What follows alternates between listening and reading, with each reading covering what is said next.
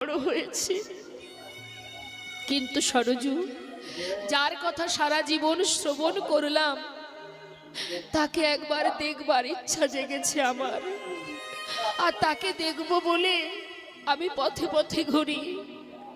আর আমার এহন ভাব দেখে আমার পিতা জোরপূর্বক তাদের প্রয়োজনে রাখবে বলে আমাকে বিবাহ দিয়ে দিল। হরি বল, হরি বল। সরজু, তুমি তো আমার সহধর্মিণী। তোমার কাছে আজকের দিনে আমি একটা জিনিস চাইবো, দেবে? বলো স্বামী। সরজু, যে মানুষটির কথা আমি ছোটবেলা থেকে শুনে এসেছি, তাকে যদি আমি দেখতে চাই, তুমি আমায় সহযোগিতা করবে? কি কথা বলছো স্বামী? আমি কিছুই বুঝতে পারছি না।